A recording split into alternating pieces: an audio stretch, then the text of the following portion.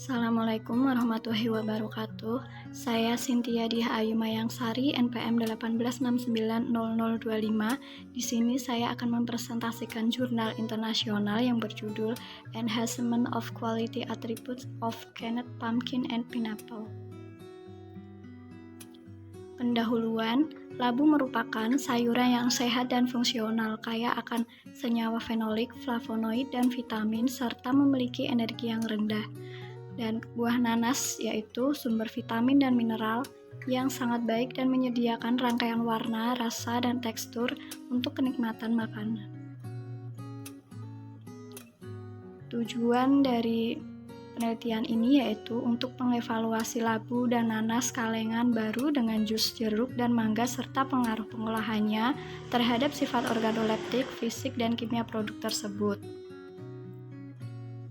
Bahan yang digunakan yaitu yang pertama labu Mesir atau si muscata, dan kedua nanas Accomyces, yang ketiga jeruk Valencia atau Citrus sinensis, dan buah mangga budidaya sukari dibeli pada musim 2011 hingga 2012 dari supermarket lokal Giza Mesir. Kemudian sukrosa diperoleh dari Sugar dan Integrated Industries. Metode pengolahannya, yang pertama mempersiapkan kubus labu dan nanas, yang kedua jus jeruk dan mangga, yang ketiga persiapan media pengepakan, dan yang terakhir yaitu persiapan labu dan nanas kalengan dengan jus buah yang berbeda. Metode analitisnya menggunakan analisis fisik dan kimia, evaluasi sensorik, analisis statistik. Hasil dan diskusi. Hasil penelitian menunjukkan bahwa nanas segar mengandung nilai TSS, kekenyalan, keasaman total, gula reduksi, total gula, dan total fenol yang lebih tinggi dibanding dengan daging labu segar. Labu kuning mengandung lebih banyak kadar air, gula, non-reduksi, dan abu dibandingkan nanas. Juga hasil yang diperoleh dalam format tabel 1. Tabel 1, sifat fisik kimia labu dan nanas segar menunjukkan bahwa serat kasar dan total karotenoid labu kurang lebih 2 kali lipat dari nanas. Hasil dalam tabel 1 diilustrasikan bahwa asam askorbat labu kuning dan nanas masing-masing adalah 33,81 dan 37,79 mg per 100 gram berat segar. Tabel 1 menunjukkan bahwa total gula, abu, dan fenol jus jeruk masing-masing adalah 80,16%, 3,36%, 0,272% berdasarkan berat kering, dan 0,33% dari total karotenoid, dan 27,46 mg per 100 gram asam askorbat berdasarkan berat segar. Hasil ini sesuai dengan yang dicatat oleh DKK 2009.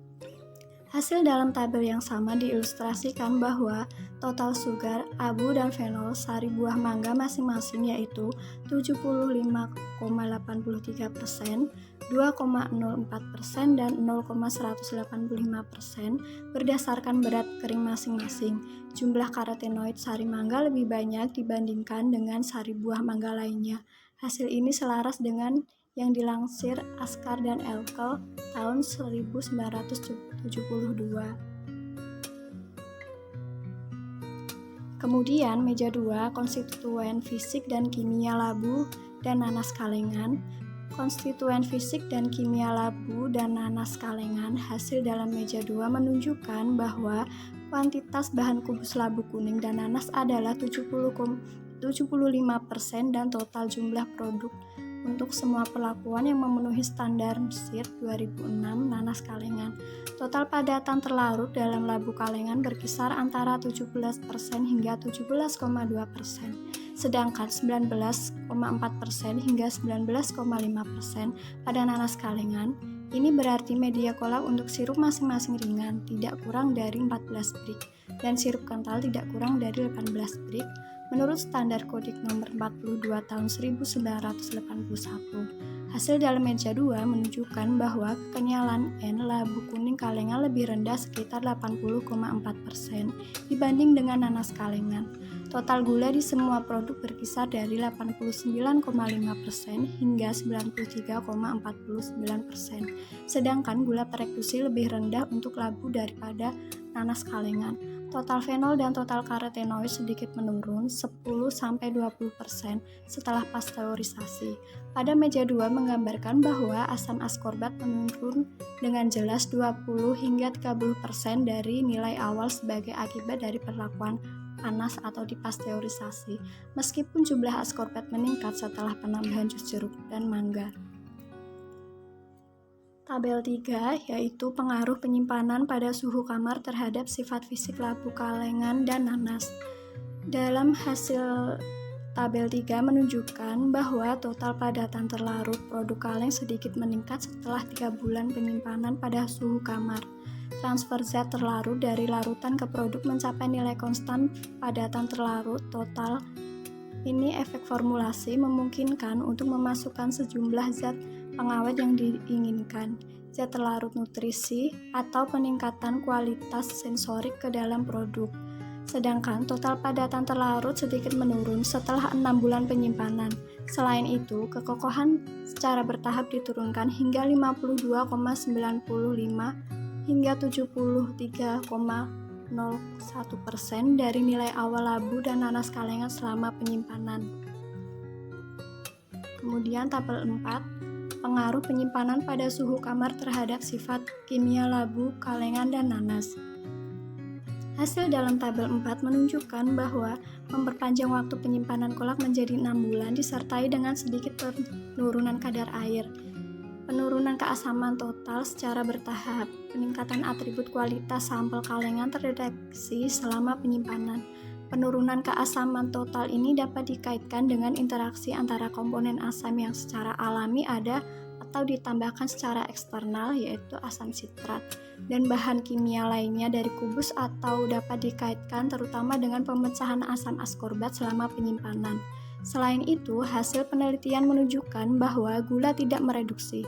Hasil dalam tabel 4 ini menunjukkan bahwa kandungan karotenoid total labu dan nanas kalengan menurun secara bertahap selama penyimpanan selama 6 bulan pada suhu kamar sebesar 12,59 hingga 15,12% dan sebesar 18,36 hingga 23,80% dari nilai aslinya pada saat penyimpanan 0.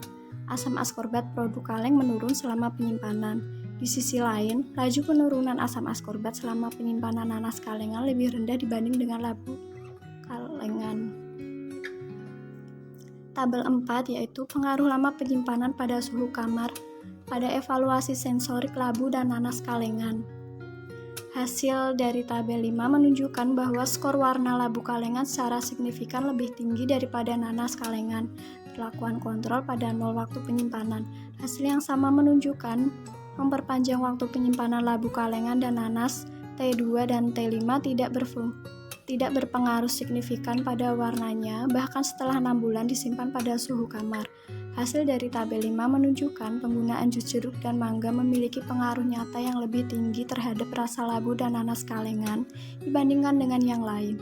Perpanjangan waktu penyimpanan labu kuning dan nanas kalengan selama 6 bulan tidak berpengaruh signifikan terhadap teksturnya. Di sisi lain, hasilnya sama. Skor rasa labu dan nanas kalengan perlakuan kontrol setelah 6 bulan penyimpanan lebih rendah kualitasnya dibandingkan dengan labu kalengan dan nanas yang diberi jus jeruk dan mangga. Kesimpulan dari hasil tersebut dapat disimpulkan bahwa labu nanas kalengan yang diolah dengan media isian jus jeruk, jus mangga tidak hanya memberikan penilaian sensori yang berkualitas tinggi, tetapi juga karena nilai gizinya. Sekian presentasi dari saya, kurang lebihnya mohon maaf. Wassalamualaikum warahmatullahi wabarakatuh.